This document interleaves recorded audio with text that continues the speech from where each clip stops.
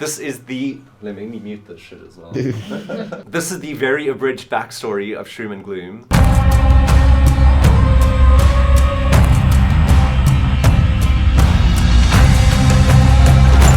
So Shroom and Gloom started out as a jam game that we made for the 7-day FPS jam in 2021, and Evan and I decided we wanted to try and make a first-person deck builder inspired by games like Slay the Spire and Inscription. And usually those games have like parts where you play cards to kind of fight monsters, and then there's in-between exploration sections, and we were like, wouldn't it be cool if you were seeing everything from the perspective of the player, seeing these cards going out your hands and seeing your like abilities playing on these creatures, but also that you'd be able to build up a second deck of cards which would dictate how you can explore through these different spaces.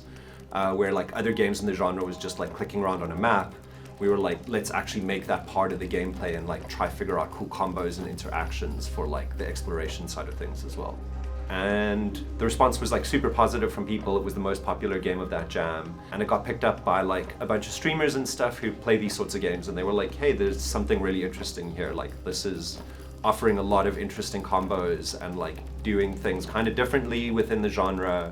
Hello everybody, welcome to Let's Try. My name is Retromation. This is Shroom and Gloom, a first-person dungeon crawling deck builder. In we go.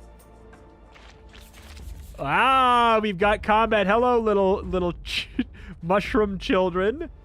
This is so cool.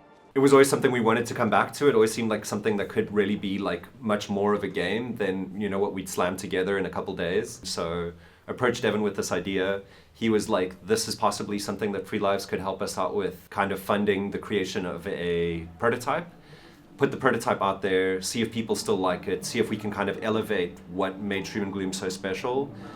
If we had some extra time, like, where could we go with this? So we roped in our friend Ross, who was part of the Super Friendship Arcade Collective, and Ross and I had jammed together on just little like janky punk games before. That's Ross. He's busy. Well, look busy.